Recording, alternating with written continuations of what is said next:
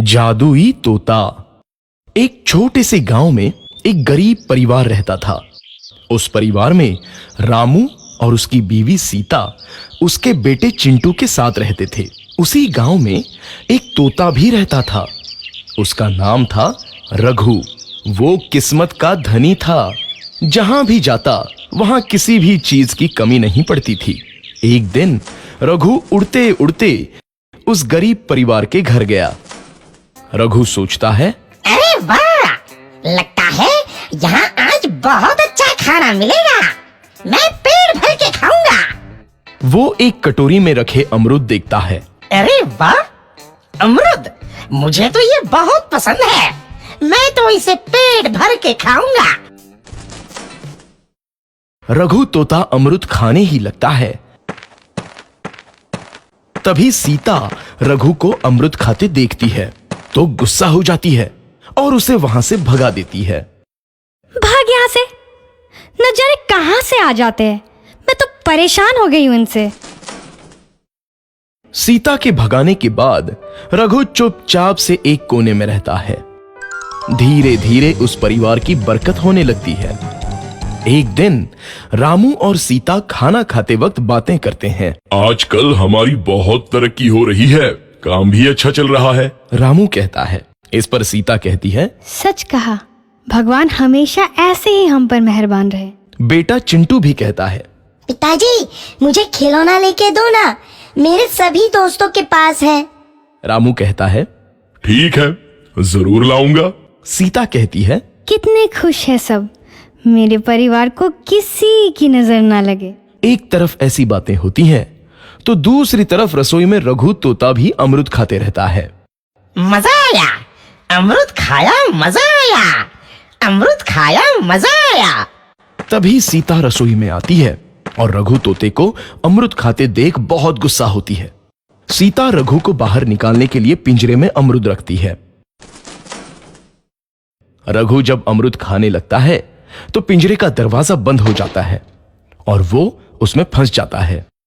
मुझे बाहर निकालो, मैं यहाँ फंस गया हूँ, मुझे बचाओ। अगले दिन सीता पिंजरा उठाकर बाहर दूर उस रघु को छोड़ देती है। रघु के जाते ही उनके घर आई बरकत धीरे धीरे कम हो जाती है।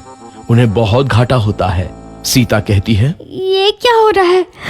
अचानक इतना कैसे बदल गया? अभी तक तो सब कुछ अच्छा चल रहा था। रामू कहता है, लगता है भगवान हम पर रूठ गए हैं। चिंटू भी कहता है, लगता है अब मुझे खिलौने भी नहीं मिलेंगे। और वो रोने लगता है और बाहर चला जाता है। कुछ दिन बाद रघु तोता फिर से उस घर में आता है। वापस आया, मैं वापस आया, अब मैं जमकर अमरूद खाऊंगा। रघु सीधा रसोई घर में चला जाता है और अमरूद खाने लगता है। कुछ देर बाद सीता रसोई में आती है और रघु को देख कहती है, एक तो घर में पहले से इतनी दिक्कत चल रही है और ऊपर से ये तोता मुझे और परेशान कर रहा है। सीता रघु को वहां से भगा देती है। रघु उड़कर किसी कोने में छुप जाता है। कुछ दिन बाद धीरे धीरे उस घर की बरकत वापस आने लगती है। काम भी अच्छे से चलने लगता है। एक रात जब रघु तोता अमरूद खाने जाता है तो पिंजरे में फंस जाता है। ये लोग आखिर चाहते क्या हैं? एक तोते को शांति से अमरूद खाने क्यों नहीं देते? मैं कौन सा चोरी कर रहा हूँ?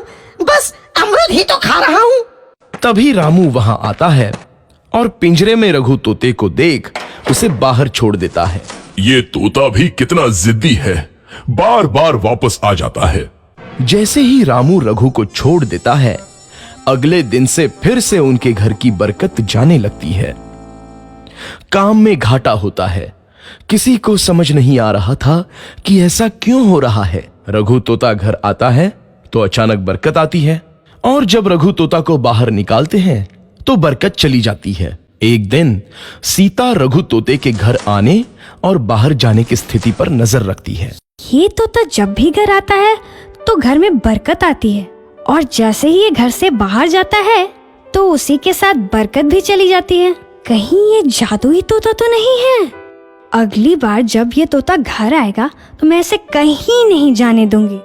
सीता रघु का बहुत इंतजार करती है लेकिन रघु तोता दोबारा उस घर में कभी नहीं आता।